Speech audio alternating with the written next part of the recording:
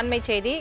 திமுக எம்எல்ஏக்கள் ஆலோசனை கூட்டமானது நடைபெற்று வருகிறது. தொடர்பான மேலும் விவரங்களை தருவதற்காக செய்தியாளர் செலினா இணைப்பில் இருக்கிறார். செலினா, வணக்கம். திமுக தலைவர் மு.க.ஸ்டாலின் தலைமையில் புதிதாக தேர்வு செய்யப்பட்ட திமுக எம்எல்ஏக்கள் ஆலோசனை கூட்டமானது நடைபெற்று வருகிறது.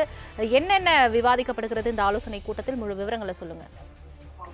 சென்னை அண்ணா அறிவாலயத்தில் இருக்கக்கூடிய கலைஞர் அரங்கில் திமுக தலைவர் மு.க.ஸ்டாலின் தலைமையில் தற்பொழுது சட்டமன்ற உறுப்பினர்கள் கூட்டம் என்பது நடைபெற்று வருகிறது. திமுக சார்பில் சட்டமன்ற தேர்தலில் போட்டியிட்டு வெற்றி பெற்றிருக்கக்கூடிய 54 சட்டமன்ற உறுப்பினர்கள் இந்த ஆலோசனை கூட்டத்தில் பங்கேற்றிருக்கிறார்கள். குறிப்பாக சட்டமன்ற தேர்தலில் திமுக தோல்வியை தழுவி இருக்கக்கூடிய நிலையில் சட்டமன்ற தேர்தலில் வெற்றி பெற்றிருக்கக்கூடிய சட்டமன்ற உறுப்பினர்களுக்கு ஆலோசனை என்பது நடத்தப்பட்டு வருகிறது. அடுத்து சட்டமன்ற கூட்டத்தொடர் போடும்போது இதுபோன்ற விவரங்களை விவாதிப்பது என்பது தொடர்பாகவும் ஆலோசனை மேற்கொள்ளப்பட இருப்பதாக தெரிவிக்கப்பட்டிருக்கிறது. குறிப்பாக தமிழகத்தை பொறுத்தவரையிலும் முதலமைச்சர் பதவி யாருக்கு என்ற போட்டி என்பது பரபரப்பாகவே தொடர்ச்சியாகவே இது பேசுபொருளாகி வருகிறது. பெரும்பான்மையை எந்த கட்சியும் பெறாத நிலையில்தான் தொடர்ச்சியாகவே இது தொடர்பாக தவேகா சார்பாக கூட்டணி அமைப்பதற்காக பல்வேறு அரசியல் கட்சி தலைவர்களையும் நேரில் சென்று சந்தித்து பேசப்பட்டு வருகிறது. இந்த நிலையில் திமுகவை பொறுத்தவரையிலும் தங்களிடம் 73 சட்டமன்ற உறுப்பினர்கள் கூட்டணியோடு சேர்த்து வைத்திருந்த நிலையில் அதில் காங்கிரஸ் ஏற்கனவே திமுகவில் இருந்து பிரிந்து சென்றிருக்கிறது. இந்த நிலையில் குறிப்பாக 68 சட்டமன்ற உறுப்பினர்கள் கூட்டணியோடு சேர்த்து தற்போது திமுகவிடம் இருக்கிறது. இந்த நிலையில் திமுகவை பொறுத்தவரையிலும் தனியாக 54 சட்டமன்ற உறுப்பினர்கள் என்பது இருக்கிறார்கள். இந்த 54 சட்டமன்ற உறுப்பினர்களில் யாரை எதிர்க்கட்சியாக திமுக வரும் பட்சத்தில் யாரை எதிர்க்கட்சி தலைவர், அதே போல துணைத் தலைவர், அதே போல சட்டப்பேரவையில் இருக்கக்கூடிய சட்டமன்ற உறுப்பினர்களுக்கான தலைவர் உள்ளிட்டவர்களை யாரை தீர்மானிப்பது உள்ளிட்டவை தொடர்பாக இந்த ஆலோசனை கூட்டத்தில் விவாதிக்கப்பட இருப்பதாக கூறப்படுகிறது.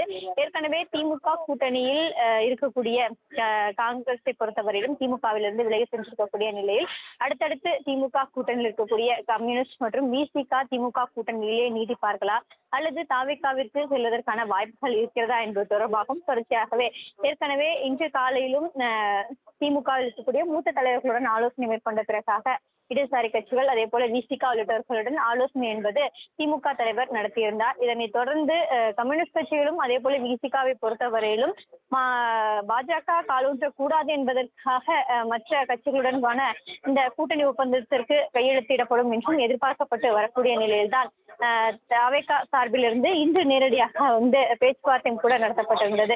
இதனைத் தொடர்ந்துதான் தற்பொழுது அண்ணா அறிவாலயத்தில் திமுக தலைவர் மு.க.ஸ்டாலின் தலைமையில் இந்த ஆலோசனை கூட்டம் என்பது நடத்தப்பட்டு வருகிறது. இந்த ஆலோசனை கூட்டம் என்பது பரபரப்பான அரசியல் சூழலில் மிகுந்த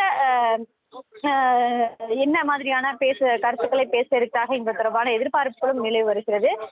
குறிப்பாக சட்டப்பேரவை அதே போல முதலமைச்சராக பொறுப்பேற்ற பிறகு திமுக சார்பில் இதுபோன்று நடவடிக்கை மேற்கொள்ளப்பட இருக்கிறது என்பது தொடர்பாகவும் இந்த விவரங்களில் இதில் விவாதிக்கப்படுவதற்கான வாய்ப்புகள் இருப்பதாகவும் கூறப்படுகிறது. முதலாவதாக யார் ஆட்சியை பிடிக்க இருக்கிறார்கள், யார் முதலமைச்சர் பொறுப்பை ஏற்க இருக்கிறார்கள் என்பது தொடர்பாகவும் தொடர்ச்சியான கேள்விக்குறி என்பது நிலவு வரக்கூடிய நிலையில்தான் திமுகவை பொறுத்தவரையிலும் சட்டமன்ற உறுப்பினர்கள் கூட்டம் என்பது நடத்தப்பட்டு வருகிறது.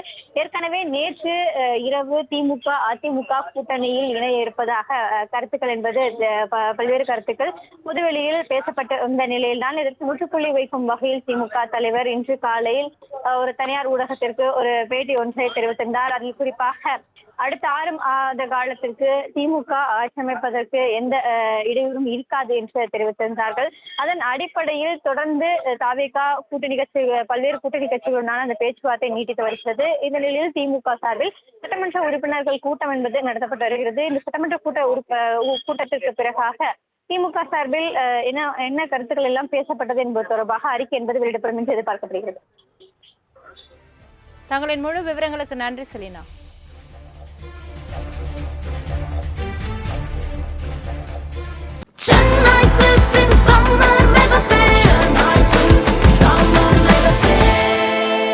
The Chennai Silks in Mega Summer Sale.